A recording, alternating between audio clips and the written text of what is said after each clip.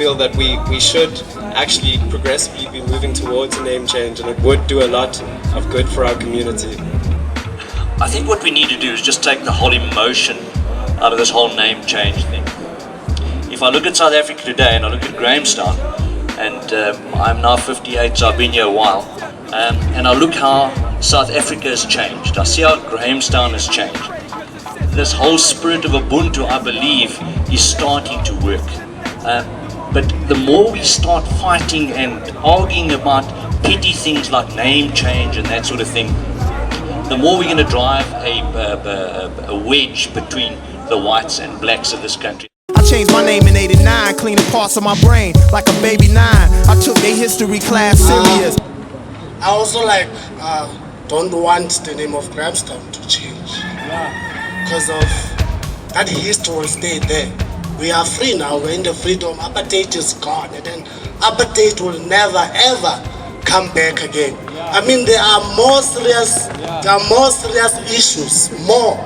Like, for example, not later in the Department of Education, Limpopo, for example, social issues, that are facing the youth of South Africa.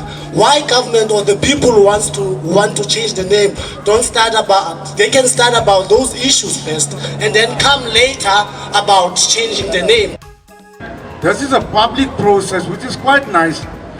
It is not something new globally. New York City has been called New Amsterdam. It has been changed to New York City. London was not always called London. In Latin it was called Londinium. St. Petersburg has been changed in Russia to Leningrad, and now it's back to St. Petersburg. The same was Taratsu, which has become Volgograd, which has become Stalingrad, which is now again Volgograd. Harare, Salisbury has become Harare. Did those countries lose anything by renaming those cities and towns? I can name a host of them, even more than that. The history of our people has still not been written yet. Yes, we see some black authors writing co-history, writing school history books. But as long as the interpretation issues of our past have not been addressed yet, there are going to be numerous problems. We are standing in this church square, which has been named after a lot of our colonial masters. Let me just make an example.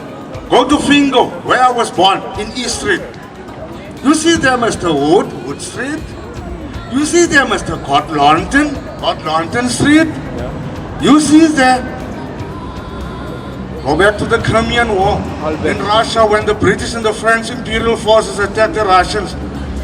You see them there, the war of 1853 and 1804, where Lord General Raglan died in harness. Why? What happened that those people, incidentally, when they opened up, when they promulgated Fingo Village in 1855, what made the colonial people the administrators gave 5 streets in Fingo Village, named them after those people there. Mr. Gord London was a capitalist, outright capitalist, yeah. Owned Grocott mills, penny mills, farms, banks, whatever. But nevertheless, to cut a long story short, people, it is not about just commercialization and brand names. It is about the heritage of our people. And I can tell you one thing, you can stand here, you can raise as the opposition party your voices, and as citizens of Grahamstown, you can raise your voices. But let me warn you one thing. At the end of the day, Ababantu, Tumnyama, which includes me, will decide, and our decision will be a final one. Amanda! I rectify a point made by the previous speaker, saying that the opposition parties can have their whatever it was. I'd just like to say for the Democratic Alliance this, we are not opposed to the naming of the change, changing the name. We are not in favor of it. We want to see that the process is correct according to legislation and guidelines, and we haven't seen much of that. And we want to make sure that it has the support of the majority of the people. As far as I can see from the previous exercise and even from today, I have grave doubts whether that is the case. And we suggested to decide the issue once and for all that a referendum be held. It need not be held by the IEC. We could do it ourselves. And for some odd reason, which is utterly inexplicable to us, the powers that be are so reluctant, and I can only assume that they're not convinced that the majority of the people are actually in favor of the name of the town. Thank you. You can pass it over to her. Hi, my name's Fiona Semple. I'm a resident of this place for the last 18 months. And because I came back to live in the Eastern Cape, I decided I did need to be able to communicate with the majority of the community here. And so ndifunda isiXhosa apha e-roads. Kodwa isiXhosa sinzima kakhulu.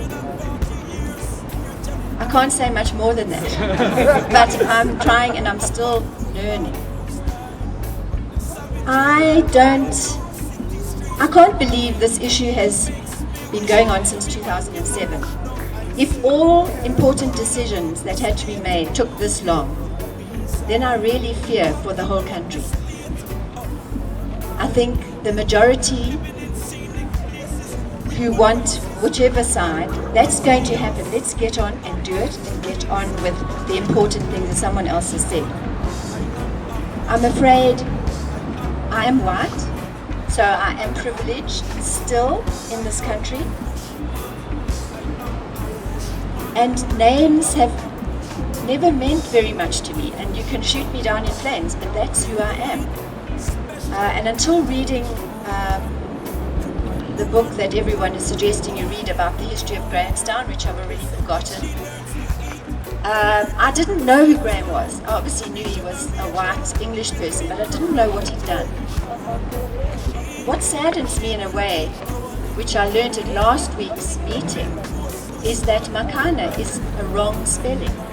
And I find it sad that the decision to call this area Makana used a wrong spelling instead of using Makanda.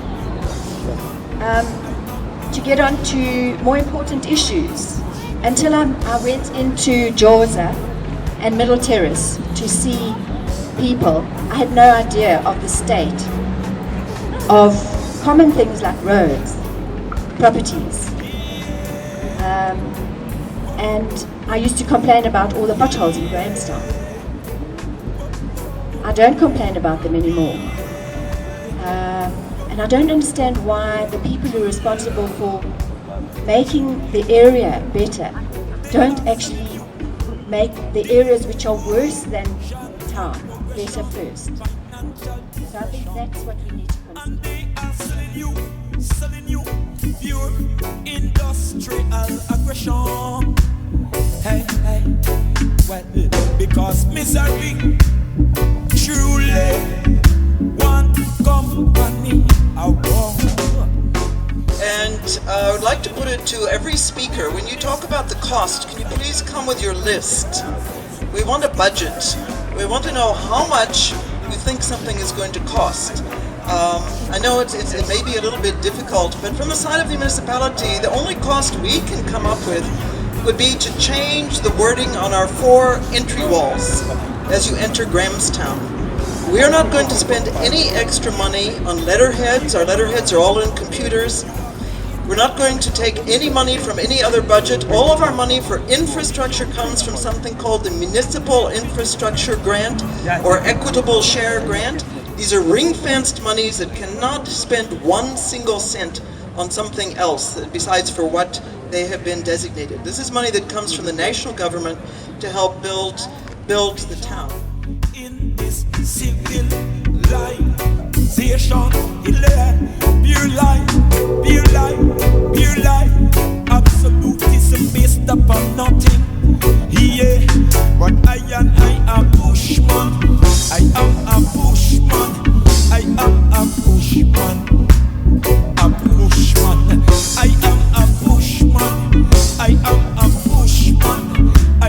a push.